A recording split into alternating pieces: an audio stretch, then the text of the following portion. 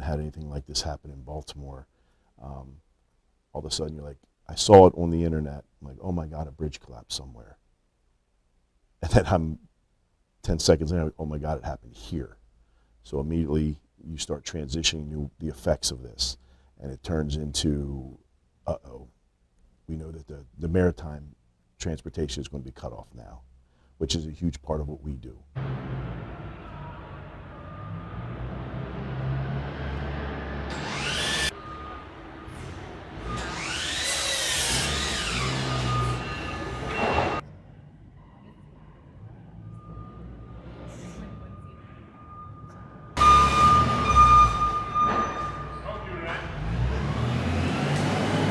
We're bringing products in from all over the world, obviously, and we're exporting product to South America, the Far East, Europe as well.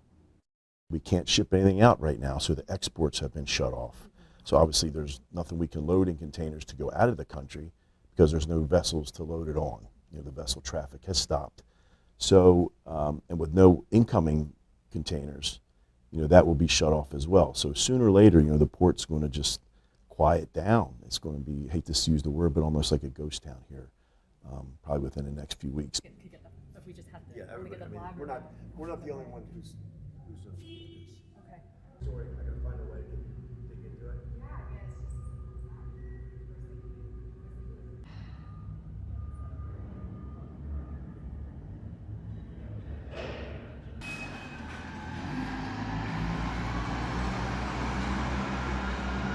With the amount of cargo that comes into this country, you need to understand how, I guess, how fragile this can be. You know, who would ever think this would happen? I mean, this is, you know, everybody's worst nightmare, obviously, in Baltimore, the crazy things that happen. So there's a lot of behind the scenes that happen to get your, you know, your Amazon package to your door, or just being able to go to the grocery store and a local merchant to get your product.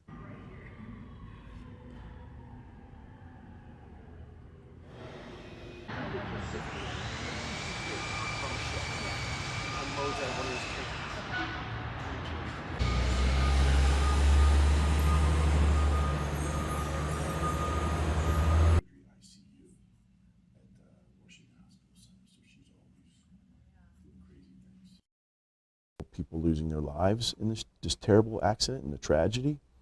You know, hopefully we can locate these people, and my heart goes out to their families and everybody involved. But you know, the next step, you know, as per President Biden, is we need to get the channel back opened up. What that's going to entail, I don't know.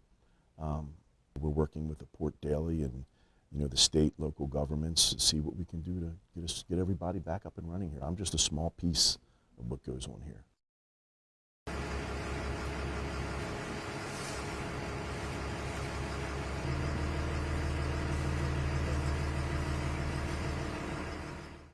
The Port of Baltimore blockade caused by the catastrophic bridge collapse is unlikely to trigger a new supply chain crisis in the US or spike the prices of goods. That's according to economists and logistics experts. They said that's due to ample and growing spare capacity at competing East Coast ports. Several people were still missing after a container ship collision destroyed the Francis Scott Key Bridge on Tuesday, and it remained unclear how long the wreckage would block the harbour's mouth. However, the rescue search for more survivors was suspended on Tuesday evening, about 18 hours after the incident.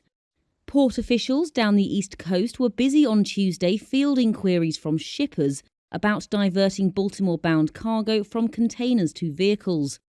The Port of Virginia is seen as a major beneficiary due to its close proximity to Baltimore, but Georgia Ports Authority said its Savannah and Brunswick ports were also poised to absorb some traffic. The situation is a marked shift from the clogged, understaffed ports and supply chain chaos of 2021 and 2022 that spiked prices and fueled inflation as Americans binged on imported goods purchases coming out of the global health crisis. East Coast ports have invested billions of dollars over the past decade to expand capacity. While the temporary closure at Baltimore may add time and cost for some companies, economists don't expect a significant macroeconomic impact.